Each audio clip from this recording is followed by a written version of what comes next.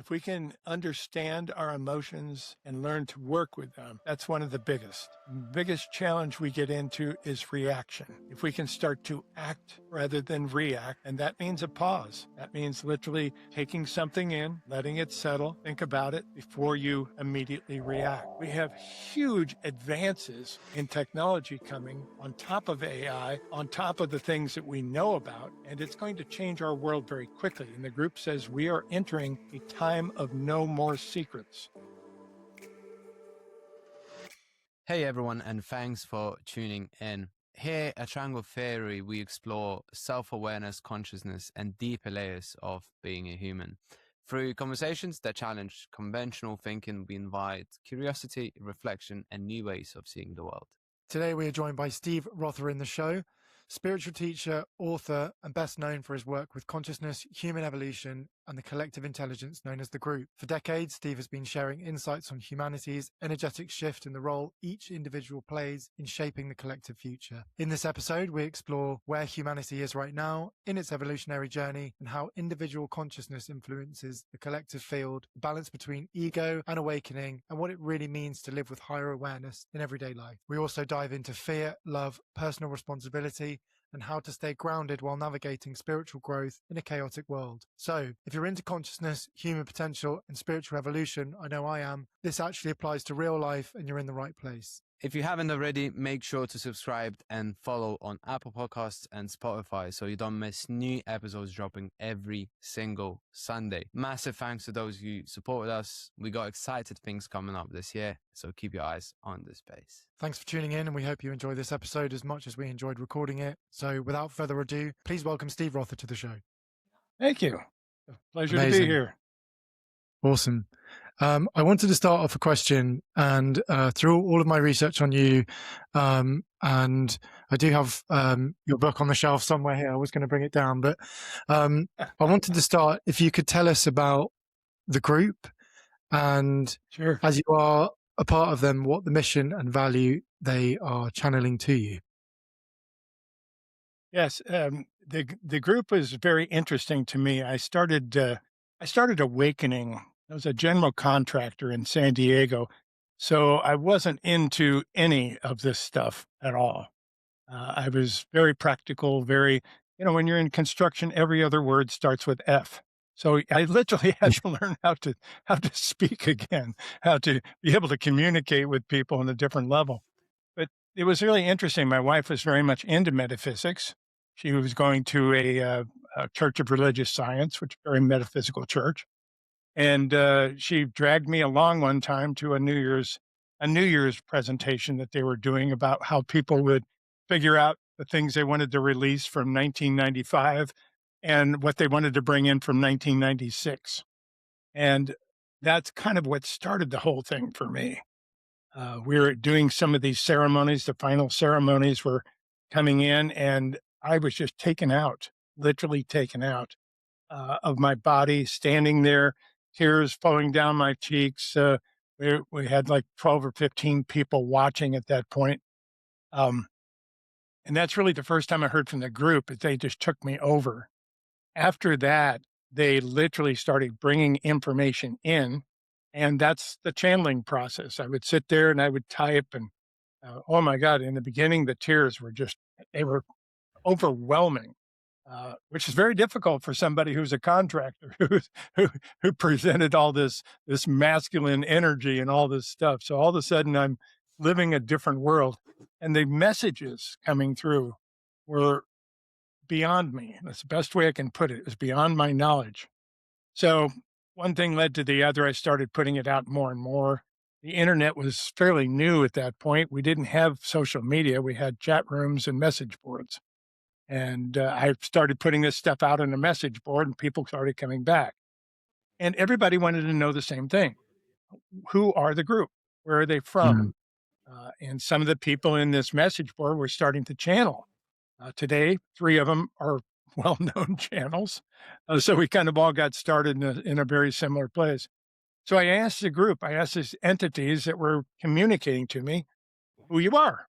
I said, tell me, what dimension you're from, what name, what can we call you? Where are you from? because back then there was still a lot of fear about channeling. There was fear about being taken over by evil entities, things of that nature, all which turned out to be complete nonsense in my book. But and I've been channeling them for 30 years now, so it's been a wonderful experience. But in the beginning, I wanted to know, and they said we'd rather not say it. We don't want to tell you who we are. And I said, well, if you're not going to tell me who you are, I have to cut you off. And they said something I'll never forget. They said, we honor all of your choices. And they became quiet. They were gone. Mm. And I walked around the house for a couple of days with this big, question mark where my head was. And I just couldn't wrap my brain around what happened. So I went back to him. I said, okay, if you're not going to tell me who you are, tell me why you won't tell me who you are. And they said, now you've asked a good question, because we want to bring messages through for humanity, and we want them accepted for the love content of the message and not because of a label placed on it. And I said, okay, that's fine. And again, I'm putting these messages out. I started putting the messages back out in this chat room and in this message board. And people would come back to me and say, well, what does your group say about this? Or what does your group say about that? And that's actually where the name the group came from. It was a default name. Now, later on, they've told me quite a bit more about it, but not in the first 15 years. So they've told me they're from what we call the angelic realm. So this would be similar to ascended masters, much more than ETs or dimensional beings of that nature, although we teach that. We teach people not only how to channel in all areas, in all vibrational range, but that's where they told me they were from. Since then, they've actually come out with, there's 8 of them and 1 of me, so there's 9 in the group. And we've identified actually personalities for 7 of the 8 of them. So there's still one that's kind of hiding, so to speak, but they've all kind of come out with these personalities, and they're extreme personalities. I mean, this is kind of interesting. We have the scientist of the heart. We have the keeper of time, who speaks in an English accent. We have all sorts of different entities that come in with different expertise. And the last 2 that came in were Merlia, which is basically the feminine version of the Merlin energy. And then we have Zandria, which is all about the rise of the feminine power and the balance that we're starting to achieve here on Earth. So that's kind of who the group is. Like I said, we've been putting this information out for quite some time. The books were translated into 19 different languages now. The last one being Serbian, which just happened the other day. It's amazing. So they've been put out, and my wife and I, when she was alive, she passed about 5 years ago. Excuse me, they're tapping me on the shoulder saying she graduated 5 years ago. Anyway, when she was alive, we traveled all over the place and got to do seminars in 26 different countries.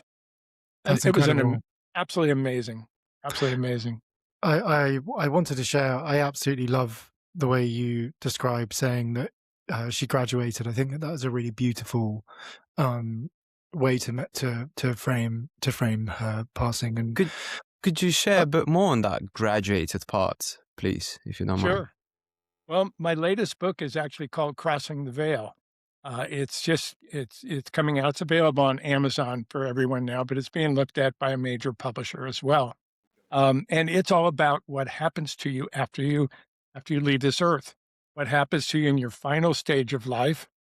They really wanted to tell people how important it is that you have a positive attitude when you're dying. They say, because what happens is the way we cross the veil leaves an imprint. We're just going to say leaves an imprint in the veil. And when we come back in, when we're reborn or reincarnate, we have to pick up those same attributes, those same energies. So the reality is the people that can help you cross comfortably are wonderful healers on this planet. And the reality is we're all going to experience death many times in our lives, and we're so afraid of it. We don't talk about it. We should be teaching this in grade school. What happens after you die? You know, whether you know exactly what it is or whether you just have an idea, we should be taking the fear out of it. And that's why they wanted to write that book. Basically, what happens, if you've ever seen the movie Powder, it's a perfect example of what takes place. At the very end of the movie Powder, he dies, and his energy just completely spreads and becomes part of everything. That's really difficult for us to understand because our energy is very tightly contained. Obviously, we don't leave it out, but we're actually connected to everyone, everything on the other side of the veil. And when we die, we've reestablished that connection, which is a little overwhelming for many. It takes a little time it takes a little energy to kind of acclimate to that in some ways. So there's some interesting things that take place when we die, when we leave that way. So basically, I have two well-known books. The other one was Spiritual Psychology, which is probably the one you're talking about. That's the one And I have, spiritual yeah. psychology talks about what happens after you're born, all throughout life, and what happens right at the critical moments of death. Crossing the Veil picks it up from there and talks about what happens on the other side of the veil and how important some of those things are and how we can work with them all. So Mm. that's the basis of what that is.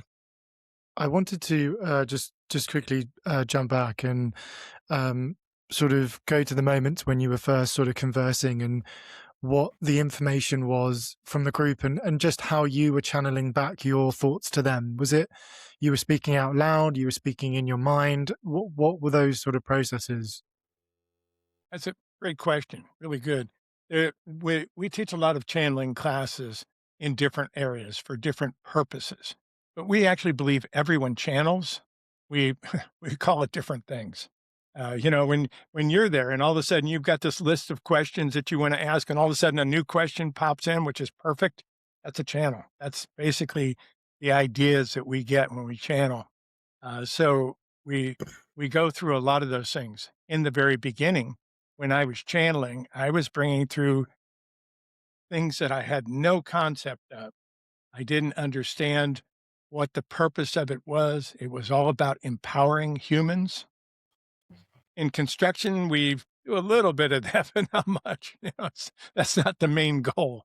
So like I said, in a totally different area with this whole thing. But in the beginning, the messages started coming through, and they were just short 600, maybe up to 1,000 words, short messages that I would put out. And that turned into the beacons of light, which I have continued to put out now for over 30 years. So Hmm. that is a monthly message that goes out from the group. And it's almost always about something either that is coming. We talk about a lot about raising the vibration, moving into the fifth dimension, into a higher realm. We talk about the ETs. We talk about extra dimensions. We talk about dimensional things all the time because they actually say that we are multidimensional and don't know it. And we sometimes experience it or sometimes fall into one of those other dimensions sometimes when we are dreaming or when we're sleeping or things of that nature where we can experience that. Um, but what is happening is as we're evolving, those walls that separate our dimensions are starting to thin. And we're seeing evidence of this in different ways. I'm sure you've interviewed people talking about the Mandela effect. Well, the Mandela effect is actually a perfect example of these dimensional walls thinning. Over here, it happened one way, and over here, it was called something else or labeled in a different way. So that is some of the information that they've been bringing in. Of course, the book 12 Primary Life Lessons, a spiritual psychology book, and 8 others that we have done, excuse me, 7 others that we have done, um, have brought some of that information in. I feel embarrassed because I should have 20 or 30 books out by now, and I don't. And books are really hard for me to write. Really A difficult lot in of some time. ways. Yeah, they do. They really take a lot of focus, and it's one thing to sit down and bring through what the group is saying at any moment. I can pretty much do that. But over here, if I have to put it in chapters and bring it in order and have this tie in with this, that's almost like trying to sit down and be creative on demand. You can do it Mm. for a little bit, but then you have to kind of back off a little bit. So Yeah, of that's kind course. of weird. And Yeah, just jumping to the sort of the multi-dimensionality, would you sure. sort of say that it's simultaneous lifetimes all happening? Yes, that's exactly what it is. And Okay. we're seeing this evidence, especially in quantum mechanics. Quantum physics, quantum mechanics have really talked about the multidimensional. In fact, the people I know some people really wrapped up in NASA who are pretty high up in NASA, and I've talked to people from the ESA, from the European Space Administration. They don't call it the universe anymore. They call it the multiverse because it makes more sense now. It's really starting to play out in different ways. I'll give you the basics, the way the group explained it to me, and they try to put it in very simple terms that we can understand. Basically, we have a light. That light is perfect. It's white. It has everything in it. It comes to planet Earth and pretends to be separate from the whole. It hits a crystal. This crystal is what we call our higher self. Well, this would be our 12th dimension because there's 11 other ones. And what happens is when it hits this crystal, it divides up into colors, just like a prism. So you've got a red, you've got blue, you've got green. It's the same spirit, but with different circumstances and able to basically encounter different things from different areas. Over here, I'm married and I have 2 kids. Over here, I'm a bachelor. Over here, I'm very religious. Over here, I'm atheist. So we basically get to experience a whole bunch of different things at once with the same incarnation. And that's the multidimensional aspect of it. The other way of looking at it is, well, there's several things about that, but one of the things about it is that we're all connected. We're born the same instant, and we'd have to die in the same instant, which is many times the reason why somebody who's having a near-death experience, they're almost always told that they have to go back. It's not time, is what they're told. And that is pretty much what happens. It means that the other 10 of the dimensions weren't ready to go. So somebody was hanging on, or somebody got better, or somebody decided not to go. Whatever the case was, they all have to go at one time, which of course also explains the meaning behind uh, things like going into a coma, things like prolonged illnesses, or sometimes the cause of that. The other dimensions have to line up to all leave at the same time. So it kind of explains a few things that really made sense for me. But the other thing about it is that we're perfect. As we come in with this white light, it's a perfect white light. And perfection is not allowed on planet Earth. So we have to kind of divide some of our perfection up in all these dimensions. And that's the beautiful thing about what's happening now. As these dimensional walls start to thin, we can start to regain a lot of our perfection. And that's That's the short amazing. version. No, thank you so much for sharing that. And just alongside Sure. these sort of simultaneous lifetimes, do we then have a choice which life we want to live, even though we are potentially experiencing all of them at the same time? That's a great question. I don't know the answer to that. Nobody's ever asked me that one before. That's a great question.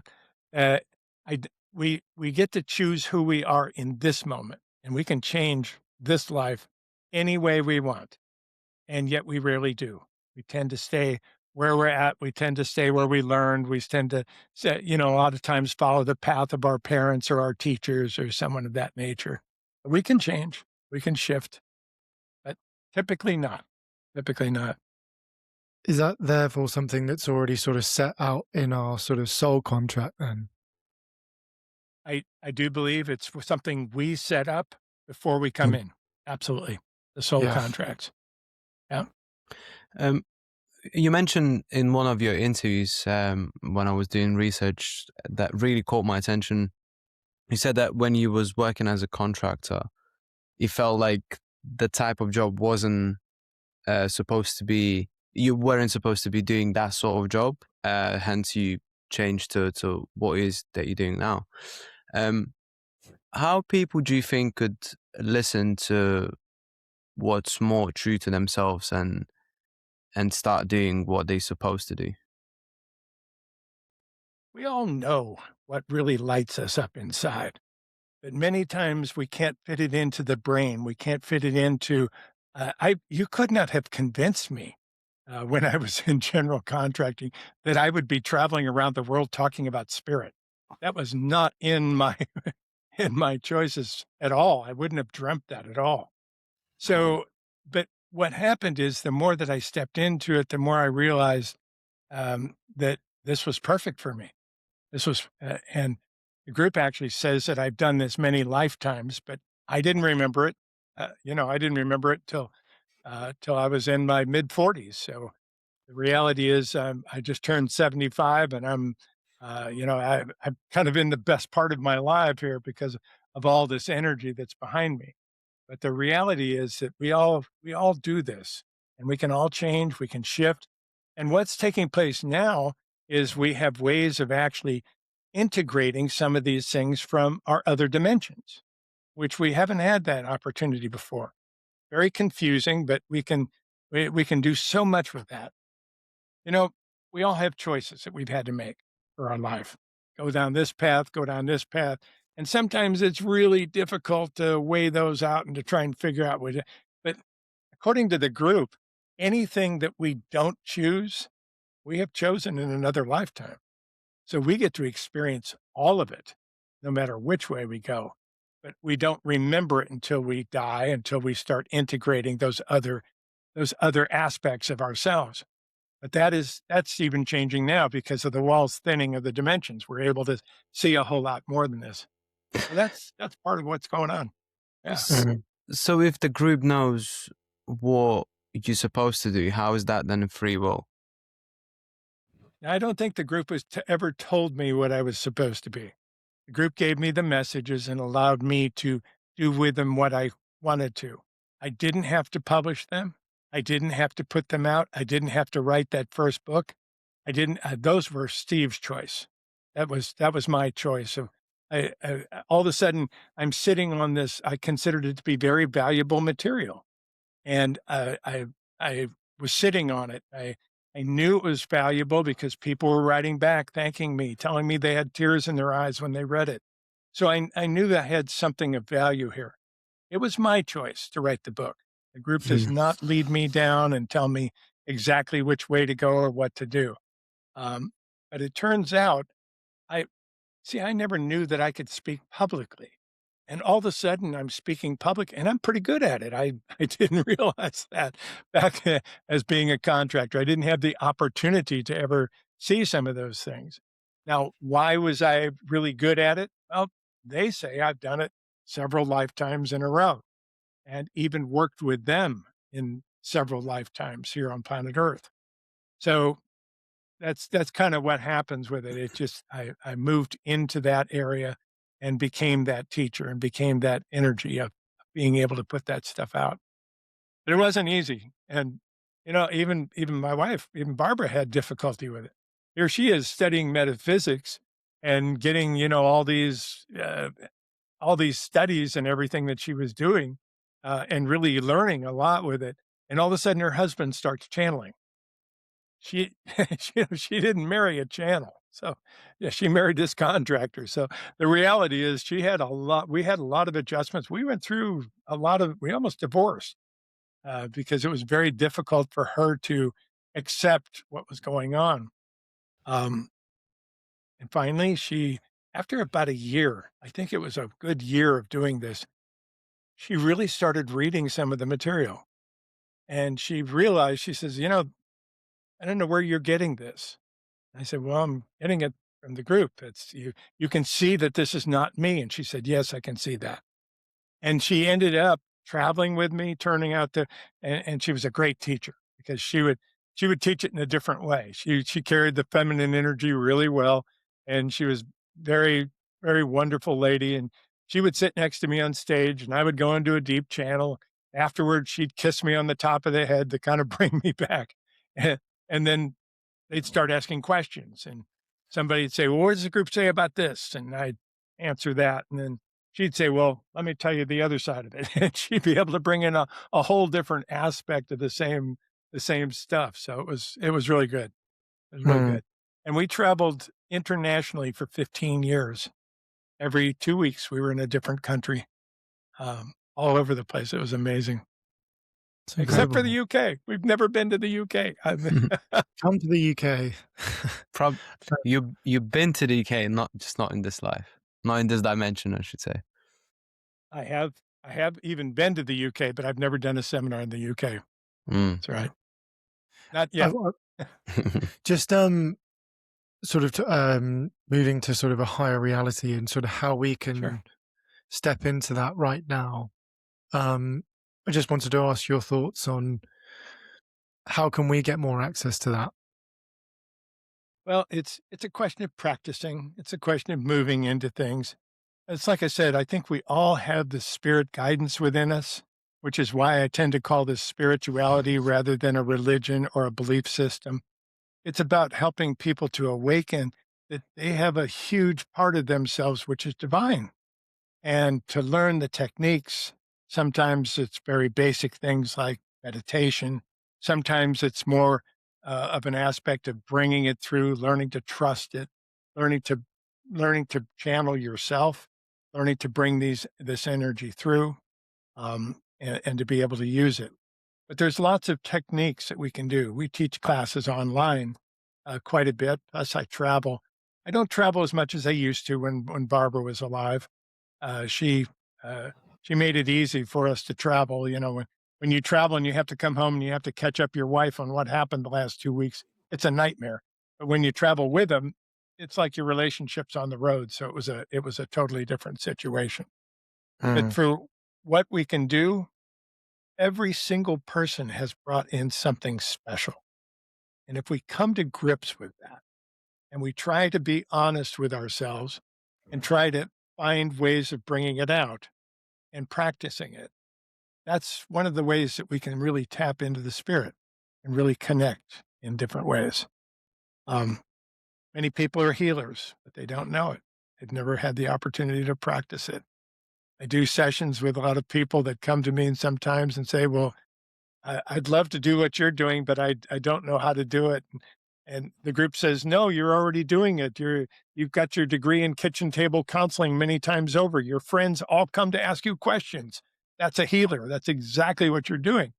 And of course, we're thinking, well, how do we turn this into a business? How do we turn this into, supporting us or something of that nature? So the idea is to do what you came to do first. Do really what's on your plate. Step forward and connect and do whatever you can to bring out that spirit, to let that spirit have a voice in your life. And those are the things that we try to do, try to encourage people to. How might someone know whether they're a healer or a teacher? They don't. And that's one of the confusing things. We've all got to deal with this inner guidance system of how we do things and what does this look like and all the rest of it. So it's very challenging for all of us to really come to grips with what we're dealing with and what we're trying to put out in those ways. You asked before about maybe this will help kind of clear it up too, because there's different ways that people channel. There's many ways that people channel, but we can bring it down to 4 basics. And that's the clairvoyant who sees things. In other words, whether they actually see something or they just put it in the, I think I see this, or I saw this, or this is how I see it. They'll talk in those terms. Those are clairvoyants. And there's a clairaudient who tends to hear things. Many musicians are clairaudient. And then there's the clairescent, the person who basically picks it up through their energy field. They're hypersensitive and hyper creative sometimes. And then there's the people like me, and I'm claircognizant. All of a sudden I know something. And that's the hardest to actually verify or get confidence in because it feels like I'm making it up. I even asked the group early on, I said, this feels like I'm making up. Am I making it up? They said, yes, you are. Please continue. So they'd love to screw with me. They do. So how do you know that a thought, an idea is coming from the group and not from your own creativity or imagination? They don't acknowledge a difference. They say we have to come through your imagination centers. That's how it's going to come to you, especially as a claircognizant. It's going to be all of a sudden I think of something. And then if I start expressing it, it comes out with full detail and much more explanation. And it's like I open the channel. So in the beginning, it's an idea. It's something they've planted on me or some seed that they have planted. Sometimes I'm driving down the street and they'll say, pay attention to that sign, and there's a big advertising sign on the side of the road. So I look at it, I go, okay, I don't know what that was about. So I drive home, and later that turns into something. I pick up a word from that, or I pick up a image or something, and that turns into a whole message that kind of flows out later. So they actually plant these seeds in me many times during walking when I'm going, doing things. They'll simply tap me on the shoulder and say, pay attention. And I've learned to listen. I pay attention. I don't always know why I'm paying attention or what I'm trying to get, but it comes together later. That's kind of how they speak with me. Is it sort of like looking for synchronicities throughout the time if you sort of get a tap on the shoulder, essentially? And the more that we look for them, the more we create. That's correct. Mm. Have you ever expressed it and not got the message? Never. That was my greatest fear. My greatest fear was, okay, I'm starting to get, in the very beginning, the first 2 years, I started to get popular. And I found myself in front of 1,000 people one day, speaking, coming on stage. And my greatest fear was, okay, what happens if I go on stage and at that time I was closing my eyes to go into channel. They're always open now, but I would close my eyes and I'd be scared to death that they wouldn't take over. They wouldn't they wouldn't drop in the messages. I'm a conscious channel. I don't go out. I'm an interpreter. So they drop in these ideas or these messages somewhere behind me here, and I have to interpret them and come up with the English words for them. So that's kind of how that whole process works for me. But my greatest fear was that they would go on stage and they said, "We will never do that." They said, "We will give you the first words, and you use those words every single time, and we will take it from there." And that gave me confidence. The words were greetings from home. I start every channel with greetings or greetings from home. And that's just a habit now. I don't have that mistrust of them. I've been channeling them for 30 years, so they're a part of me. I'm a part of them. It's very integrated at this point. Mm. Just like moving to sort of the ego and sort of dissolving it. Do you think awakening sort of comes from letting it go or just learning to work with ego in general? We have to wrestle with the ego. Many times we have problems in both directions. The group has talked about, they said, perfectly well what happens when your ego gets too big. It cuts you off from your source. And all you can see is you. That's narcissism. We have lots of that going around, more than we need. Yeah. So that's basically kind of what takes place in that area. They said, but you have a lot of teachers out there that have come in with incredible information, and they don't have the courage or the confidence to stand up and speak what they brought. So that's both ways. Some people we have to bring the ego up a little bit to give them the confidence to bring out their messages and their work. Other people we have to watch very carefully, and you're the only one that can decide that for yourself. There's no yardstick we can use to say, oh, you're too high or you're too low in your ego. But many times the ego absolutely needs rebalancing.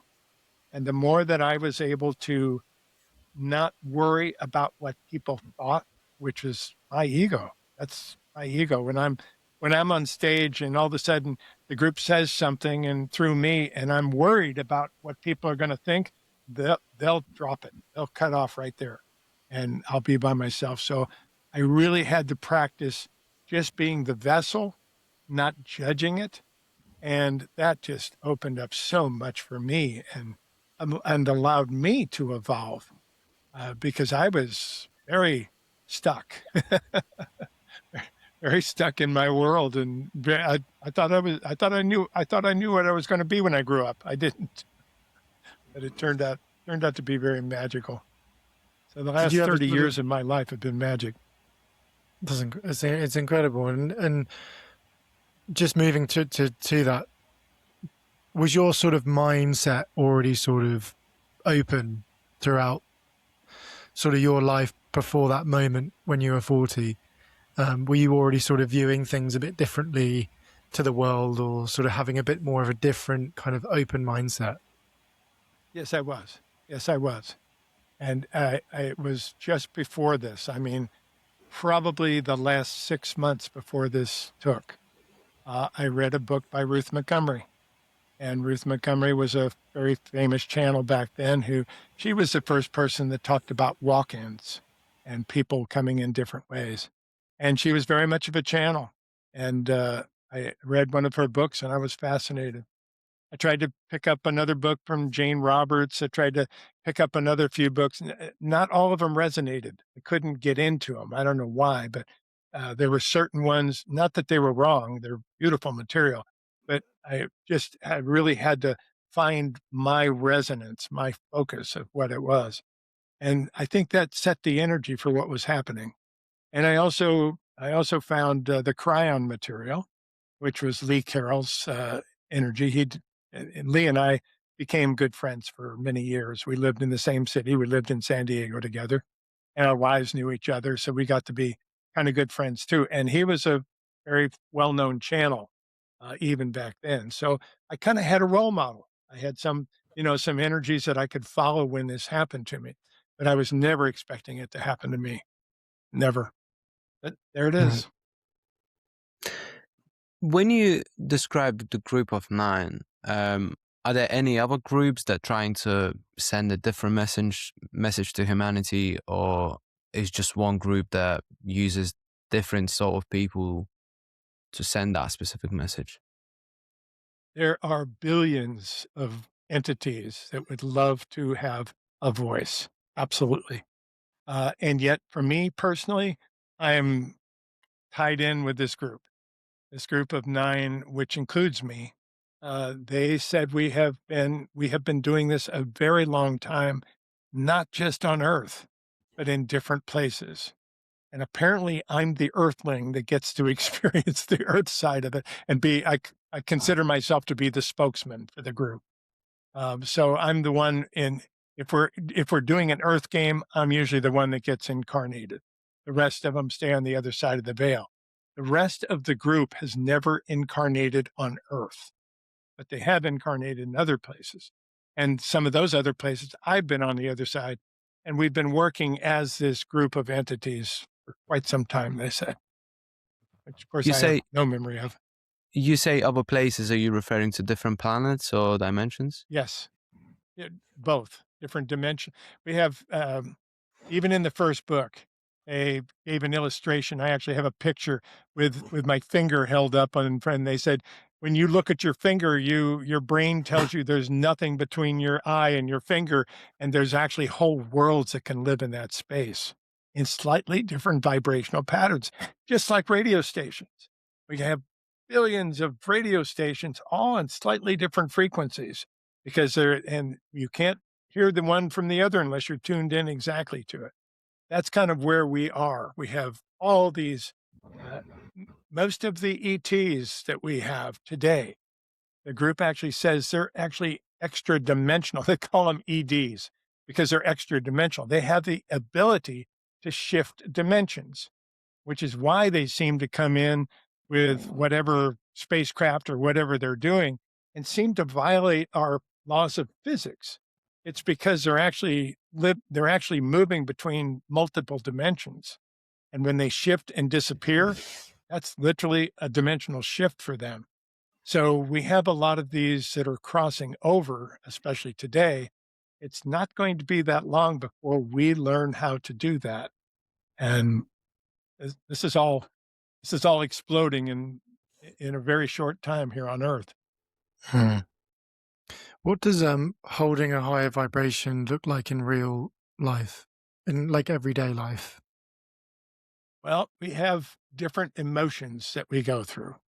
If we can understand our emotions and learn to work with them, that's one of the biggest challenge we get into is reaction. If we can start to act rather than react. And that means a pause. That means literally taking something in, letting it settle, think about it before you immediately react.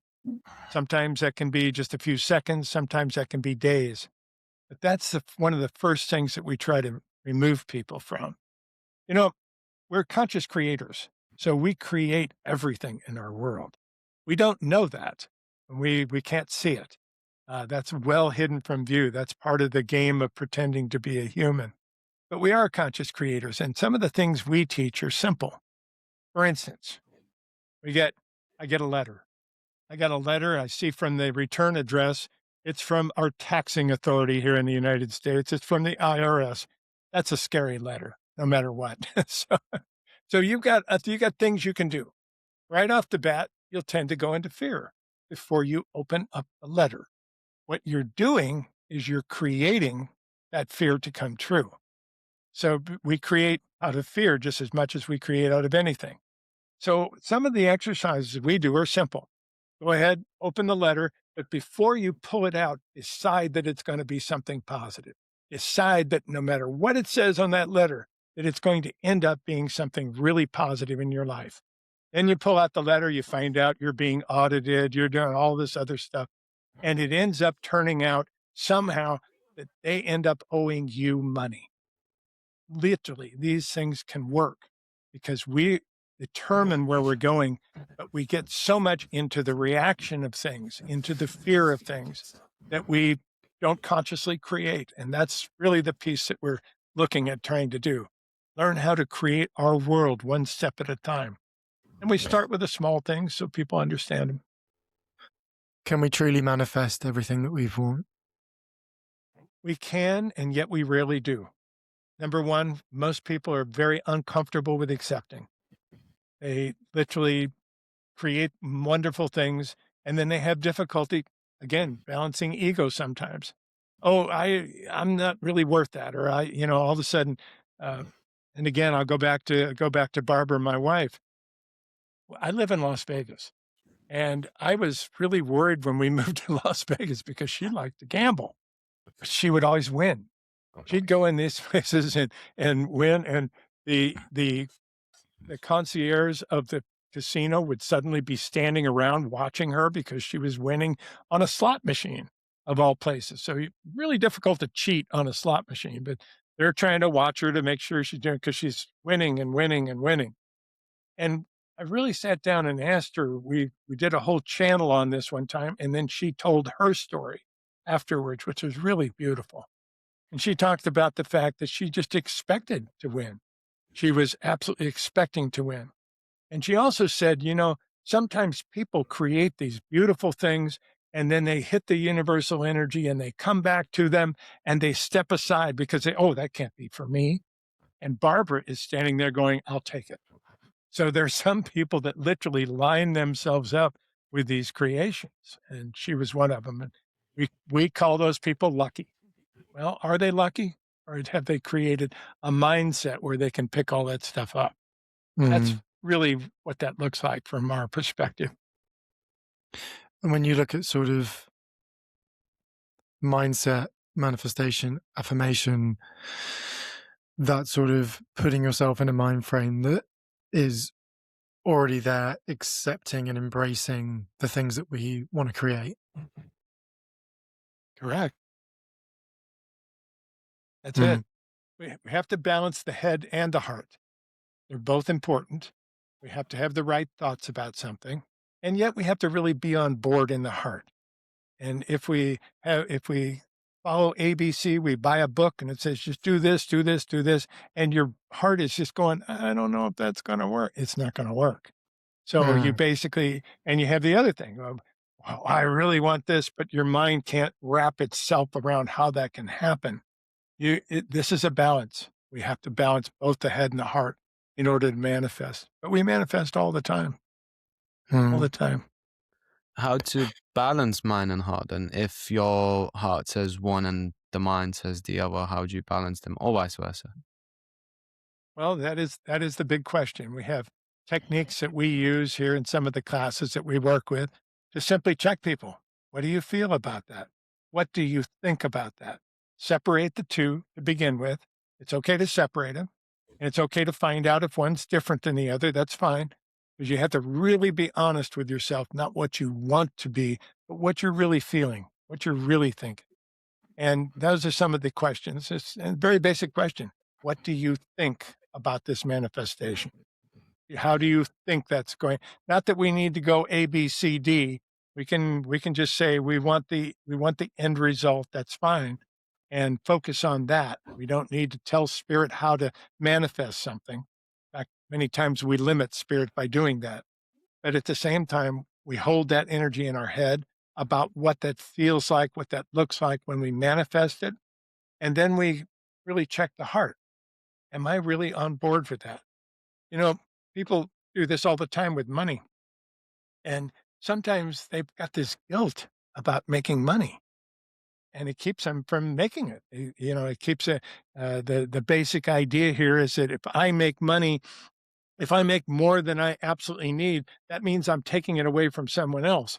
Well, that's not the truth at all. But that's what many people think. Again, it comes back to balancing the head and the heart and being able to find both of them. Sometimes it's just a simple question as to divide the two. What do you think about this? What do you feel about this? Can you manifest both of those together? Or do you have a conflict? If you have a conflict, it just means you need to think again about your manifestation. Go in a different direction. Try something new. When you say try something new, does that mean sort of remove that belief system you have of yourself, whether that be fear or believing that you aren't good enough for the things that you want, on the basis that you may have had an experience in your life that affirm that? How do we sort of change those directions in those manifestations? Well, there's many techniques about being able to do that. We've taught modalities. Spiritual psychology is one of the modalities that we teach. It's about the 12 primary life lessons.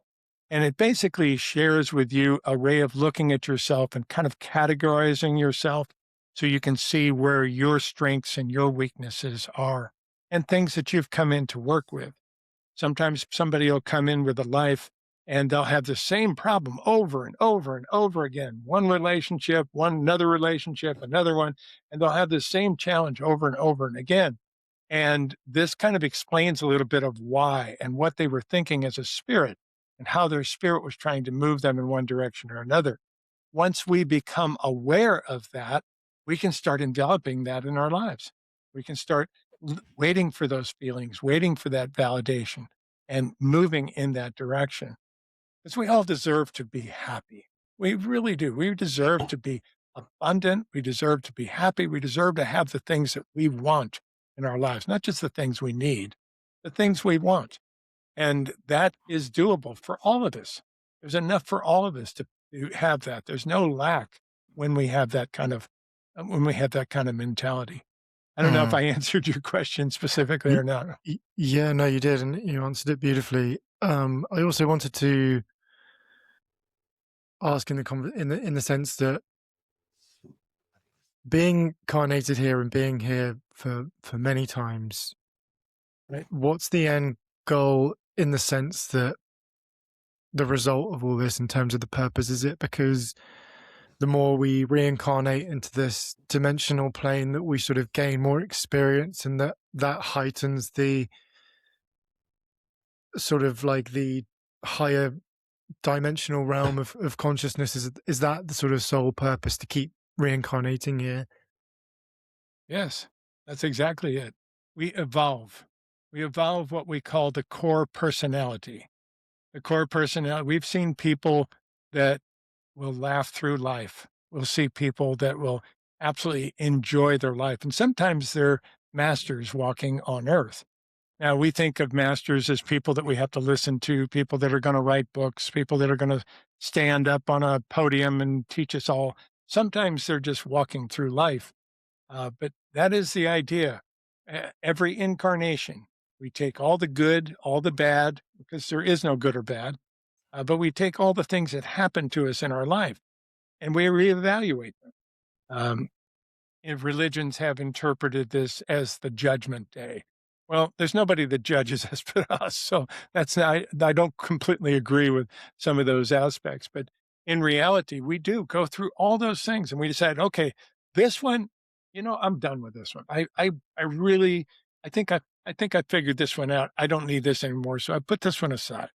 And this one here, I've been working with, but I'm just my heart isn't on board. I'm gonna bring that back next time."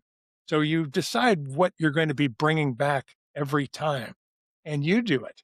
You decide what contracts you're gonna make. Contracts, by the way, are not necessarily things that always happen. Contracts usually mean that two people are going to meet, but you're on planet of free choice. So what you do with that from that point is entirely up to you. Some contracts of relationships come back together and have the same problem they had the last time. So sometimes we don't evolve and don't move. And that's okay too. We're having a beautiful experience of being a human. And that's the things to keep remember. And we got to And laugh. Oh my God, we got to laugh a lot. It's yeah, I totally agree. You've always got to have a laugh, and that was something my grandfather always used to tell me in life: is you got to have a laugh. I think it's so important. And you're you're aware that your grandfather's around you a lot, right? is he? It's Yeah, interesting you say that. well, I think there are times when we think of someone or we learn something from someone, and we apply it in our lives, and we suddenly think of them. When we think of them like that, they're there. They're right over our shoulder. We're connected to everything. We just can't see that. We're Mm. connected to everyone on the other side of the veil. We're connected to every tree, every rock, every leaf, every blade of grass here, and every other human. And that's what is happening as we evolve. We're starting to know and understand that connection. And if we absolutely understand that, we won't have wars. We can't. It'd be like hurting ourselves. You can't really do that. That would be like this finger attacking this finger. It just, it wouldn't work. So So that's how we're evolving. so what causes that tension here on Earth when we do have things like war and conflict and suffering? Well, there's a lot of things. There's a lot of conflicts that we have within ourselves that we're trying to work out. We have fear. We can be controlled, and we are being controlled. Very simple. It's no secret to say that. I mean, if you just look at advertising, advertising is trying to control us. Is it wrong? No, it's something that's perfectly legal. It happens all the time. We advertise our sessions, our seminars that we're doing.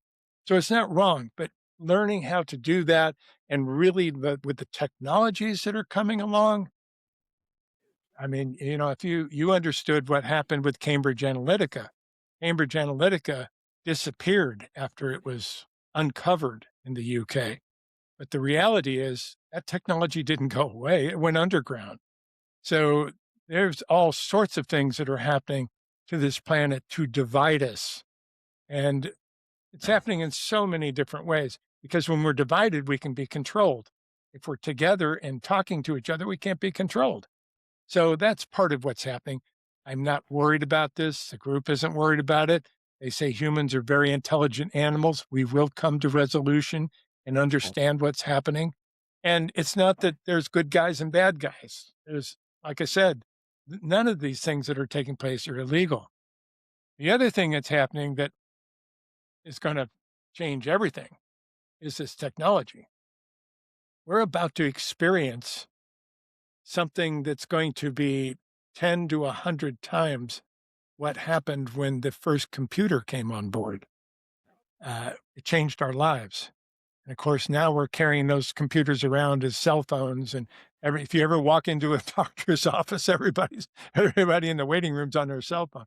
So we're all addicted to this technology, which is great. It helps us.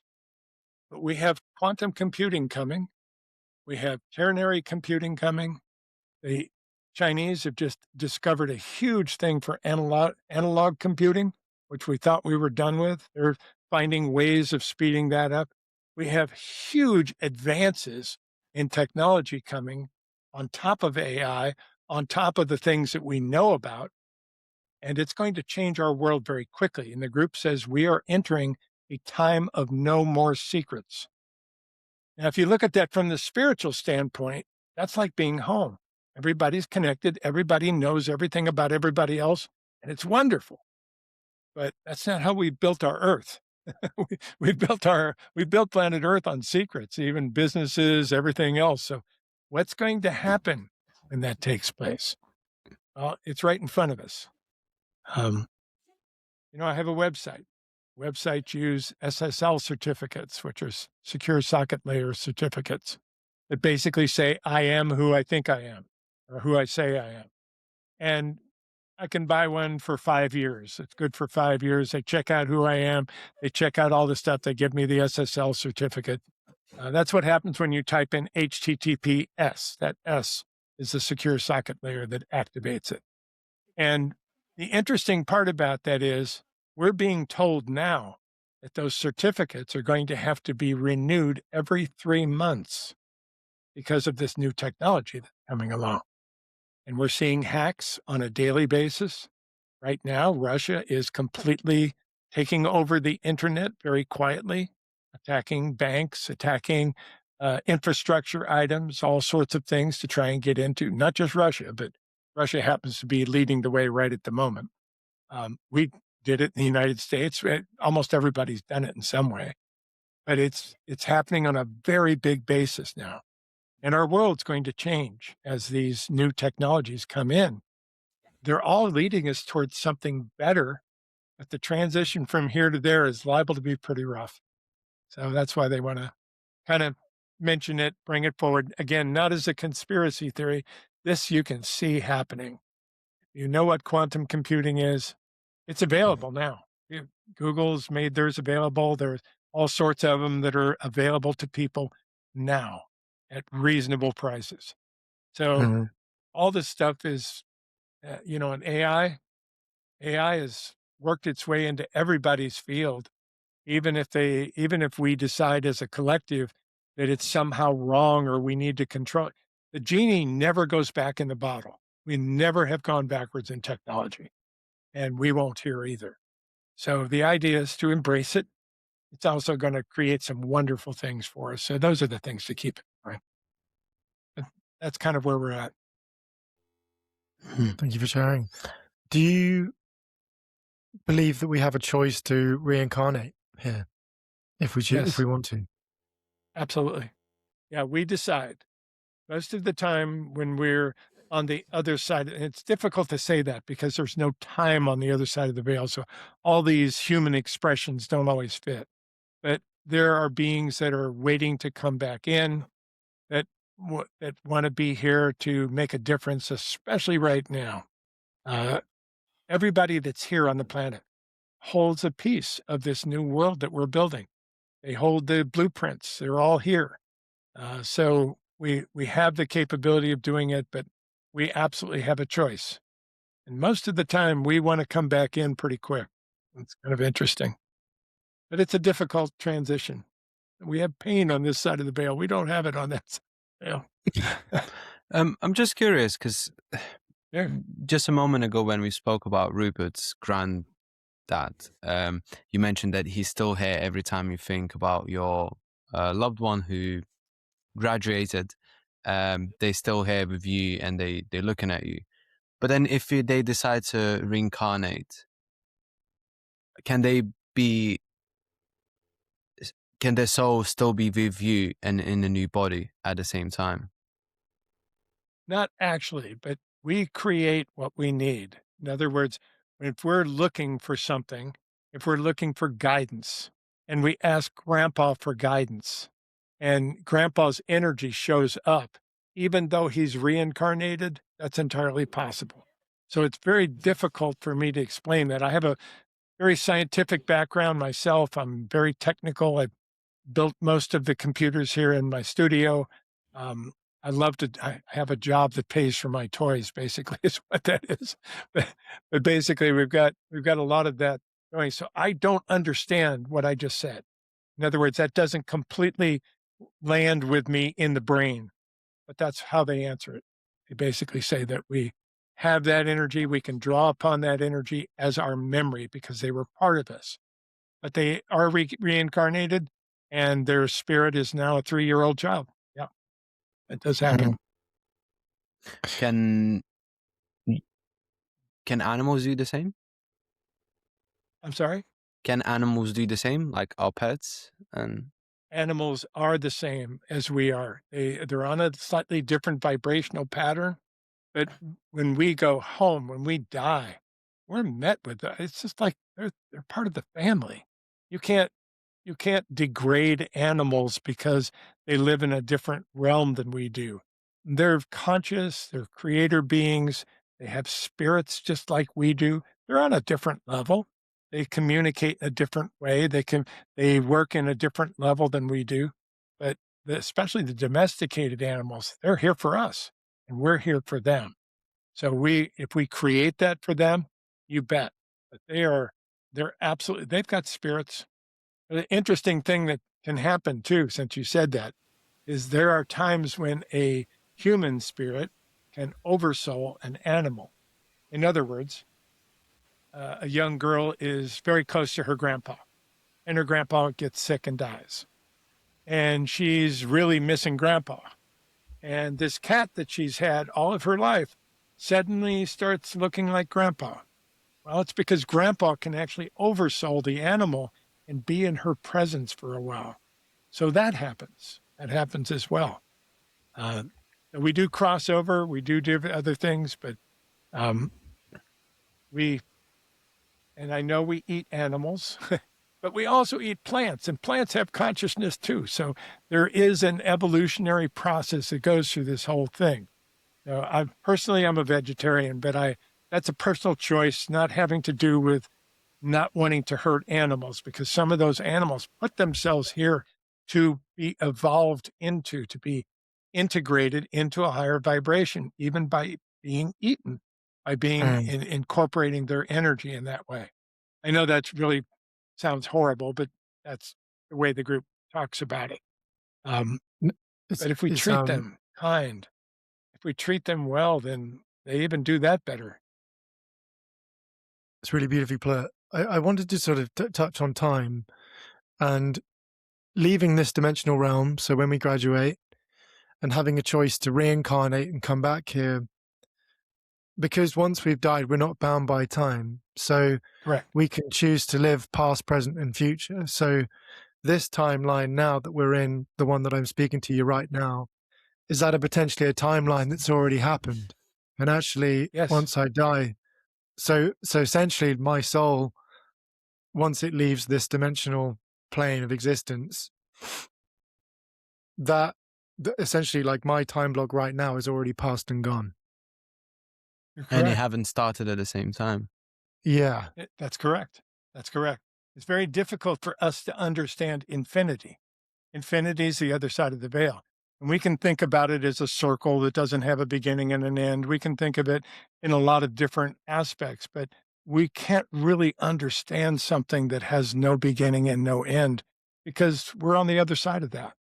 So Yeah. that's part of our challenge of understanding. And the group keeps telling me things that frustrate the heck out of me. They say, you have to understand, you can't understand it all where you're at. I go, okay, if you Yeah. say so.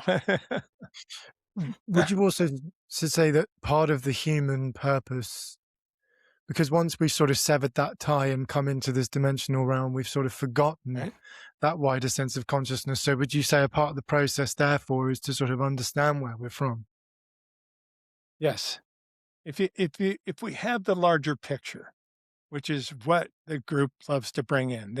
That's why they wanted me to write the books. That's why they wanted me to do the seminars and so forth, to give people the larger picture.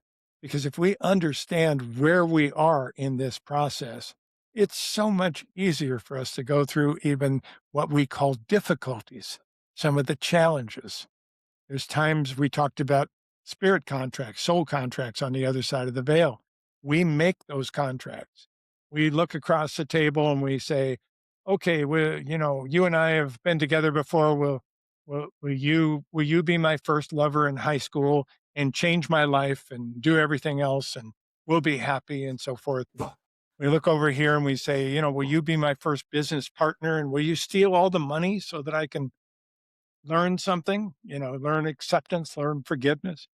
And then we come over here and will you be my best friend in high school? And will you steal my girlfriend? So that I can, we set up a lot of these things as we consider to be negative.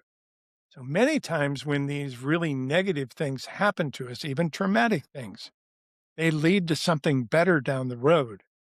Most people that have a huge trauma in their life, maybe an accident, became a paraplegic, something serious that really changed their lives. If you ask them, if you could go back and change it, would you? 99% of them will say no. They'll say, no, this is where I needed this for some reason. And although they may not be able to understand completely, they won't want to go back and change it. And that's because they set it up as a contract and they learned something very valuable from it. You keep on mentioning set up the contract. Who are you setting the contract with? You set the contract with other spirits, other parts of yourself, basically. The group gives us they try to put things in human terms. They give us the illusion of a big table. They call it the big table at home. And it can seat thousands of people, and you bring all these people when you're getting ready to incarnate. You bring all these people here and you ask them to do certain things. Now, contracts, as I said, only mean that you come together. It doesn't mean that you're going to live happily ever after all. You may come together and fight and have to do it again next lifetime. There's all sorts of things that can come from that. But we do set up many of the contracts. Most of the major things that take place happen by contract. Now, it doesn't mean that it's predetermined. It doesn't mean that the outcome is determined at all. But it means we're going to get a chance to work with this in this lifetime. And those are things we set up. Yeah. So we choose the challenges before we arrive. Most of the time. And then then they get here, we go, oh, why am I so unlucky? Why is this happening to me? Why me type of thing. So, yeah. Do we also get to, if we choose to, live the life of the other human that's been maybe wrong done by us? Well, that's the key. If we can step back far enough, we'll understand, right now we have all this division on the planet. We have one side thinks they're good and one side thinks they're bad. And it's crazy. And they demonize each other, especially in politics. It's gotten really nuts. And the reality is, if we can pull two people back, they're having this argument is usually because of something they've learned recently, not because of something they carried all their life. If we can take them back a few years, what did you think 5 years ago? What was your thinking then? Oh, well, that's before I knew about this. Now you can start to uncover why we're different and what's happened. And if we go back far enough, we're all just spirits pretending to play this game. And if we can just reach out and help each other instead of fight, if we can just reach out and offer a hand up to the next level instead of trying to push each other back, thinking we have to do that to get ahead ourselves, then we can start working and bringing in this fifth dimensional reality right now. And that's the purpose of what we're doing. Talking about spirits, you say that there are 11 different parts of our spirit. What do you mean by that? 11 dimensions. Well, there's 12 dimensions. The group actually says everything is divisible by 3. Nikola Tesla knew this. We actually teach a class called Triality, which talks about moving out of duality into a higher realm where things are basically in 3s. They're in 3s anyway, but we don't see them. We don't see that there's a third leg of the relationship always. There's the two people that are in love, and then there's something they like in common, whether it's building a family, whatever the case. And that third leg becomes very important in a relationship. So when we see that we have these capabilities of doing things in a higher realm and working with it in a different way, we can start using some of this on a daily basis. And some of it's very simple stuff. Some of it's, if people want to make a point, they say things 3 times, don't they? Every religion has the 3s in it: the Father, the Son, the Holy Ghost, Brahma, Shiva, I can't remember the other one, Shakti, I think it is. So they've all got the threes and different levels of things. Being able to step into that, recognize it, and use it gets us out of this black and white place. There's no black and white. It's all shades of gray. And that's really where we're at. And that's the piece of stepping back. If you step back far enough into home, we'll find out we can help. We can all help each other. And that's really where it's at. That's why you guys do this.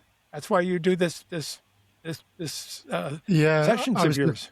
I was just about to say, triangle theory stands for mind, body, spirit. So we tend to try and channel things that connect the conscious mind to the heart, to the body, physicality, and then to the spiritual side. So it's trying to create that and question that and get people to sort of understand that in a way that gets them to progress their life. Perfect. Absolutely perfect. So well done. Yeah, no, well, thank you for being a part of the journey. Thank you. And an honor. No, it's absolutely been an honor, and I wanted to just to touch on a topic quick, which was in terms of states of consciousness and altering states of consciousness. I wanted to ask what your thoughts and opinions are on doing that, being that altered states of consciousness is such a big part of being human for thousands of years, and being able to sort of tap into that spirituality and psychedelics is a way in order to do that. And I wanted to ask have your opinions or thoughts on that, whether we sort of can do it without it, or if it helps us. Have you ever been on those sort of journeys? Yes, I'm a child of the 60s. I had long hair down halfway down my back, you bet. I tried every drug that was available to me, except for cocaine. I was scared of cocaine, but I didn't get into that. But yeah, went through the psychedelic phase. My wife and I were both in it. We met in high school, so we kind of grew up together in a relationship, and we did. We went through our psychedelic phase. I do believe, like Timothy Leary, that opened the minds of humanity. Very simple. Do we need it? No, but we've had it. We've had it around anyway. Ayahuasca is the same thing. It's been going on for eons of time. People have always looked for ways of altering their consciousness, either by bringing something from the outside in or by tuning their own inner consciousness to do it. Can we do it without the drugs? Yes, we can. And yet we can also use the drugs now that that's starting to, we were making some major headway in the 1960s with dealing with PTSD, with trauma, with curing things that had never been cured before with psychedelics. And then we decided to turn on it. Long story, but it was all, I actually believe a lot of the reason that this has happened is because of the alcohol companies, which put a lot of money into trying to manipulate us not to go down this path, but to go down this path. And they actually did that in a lot of different ways. But I know many people that have taken psychedelics. They've taken whatever they've taken. Mushrooms are very popular right now. And the reality is just that can change somebody's life. It's not that you need to go back and take it every week. It's not that you need to even have a second experience. But just that mind-opening experience can change the way you look at life. So I'm a big fan. I'm a big fan of being able to bring it back. Now, are there addictive personalities that are going to get addicted to certain? Yes, there are. There certainly are, but not near the amount that we have with alcohol. Not near the amount that we have in some of those other places. So from a psychedelic standpoint, I'm a big fan. I am. I haven't taken any in years. I don't really need it. I'm not in a position where I want to go out and experience that again. But at the times that I did it, it was wonderful. It absolutely opened my mind to the creative abilities that each of us hold. You can see it. You can look at a leaf and you can see the incredible beauty in that leaf. You can see a lot of different things. So I'm a fan. I'm absolutely a fan. Well, thank you for sharing, Steve. And Sure. where can people find you? You can find me at steverother.org. We're a nonprofit, so we do use the .org, and it's one of the easiest places to find me. Books available. The biggest bookseller that we have right now is Amazon, but we do have other distributions in different places as well. Spiritual Psychology is the other book that we do. steverother.org. We do a lot of seminars. You can choose what you want. There's free stuff. There's stuff that we charge for. We do things in person as well. And we do quite a bit of stuff on YouTube. Every month we have a spirit cast on YouTube, and people can ask questions to the group in channel, and they can get their questions answered that way. Amazing. Steve, it's been an absolute honor. Thank you so much for coming on the podcast. Thanks, guys. If you're in the UK, we definitely have to touch base, and we'll keep the conversation going.